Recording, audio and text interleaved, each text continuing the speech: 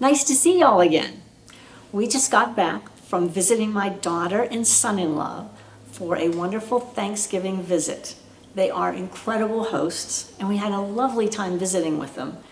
But everything didn't go quite as smoothly as we anticipated.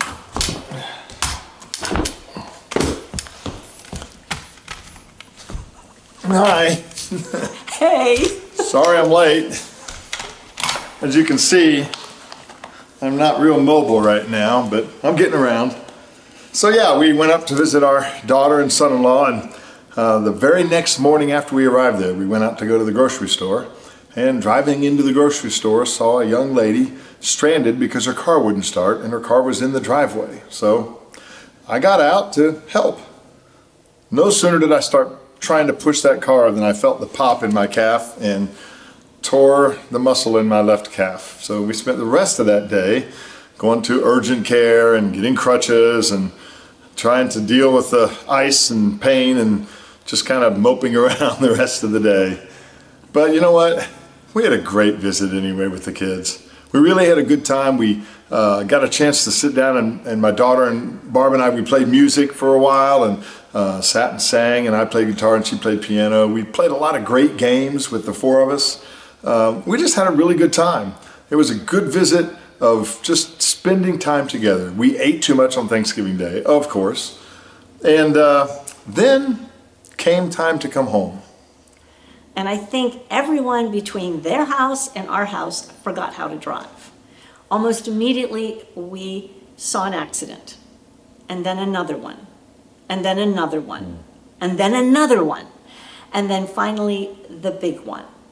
In the middle of a construction zone, we were at an almost standstill for about an hour and a half. When the traffic finally started moving again, we were both very hungry, anxious for dinner, and anxious to get off the road. So we pulled off at the first exit and looked for some fast food. Saw an Arby's and pulled in the parking lot and thought, this is strange. There's no cars here. Why are there no cars here? But the lights were on inside. I could see an employee inside. So we got out of the car, got the crutches out of the car, and hobbled to the door. It was locked. We shook on the door. There was an employee inside, but nobody let us in. So I hobbled back to the car. We drove across the street to the Wendy's. There was still nobody in the parking lot. But again, the lights were on, and we went up, and they were open, so we went in and ordered our dinner. We sat down, and the nice lady brought our food out to us, and I opened up the bag, ready to have that burger, and opened the bun, and there was a burger, but nothing else. None of the things I ordered on my burger were there. It was just a plain burger. No ketchup, no mayonnaise, no lettuce, nothing. But you know what? There were other people in line by that point, and I didn't want to deal with it. I said, I'll just put ketchup on it. It'll be fine. I went to grab a bite of my Frosty. Didn't have a spoon, so I said, Barb, would you mind getting me a spoon? She goes and looks and doesn't see one, so she went up to the counter and said, can we have spoons, please? And the lady said, we're out of spoons. How do you eat a Frosty without a spoon? Well, luckily, they were a little thin anyway, so we slurped them through straws. We had a good laugh, finished our dinner, got back in the car, and headed on home. You know, whenever we do things we shouldn't do, and we're stepping outside of God's will, we expect there to be costs. We expect to run into negative consequences as a result of our actions. But sometimes, when we're doing what we should be doing, and we are absolutely within God's will, we end up running into some negative consequences and paying some sometimes unpleasant costs. Sometimes that might be time, or it might be money, or it might be inconvenience.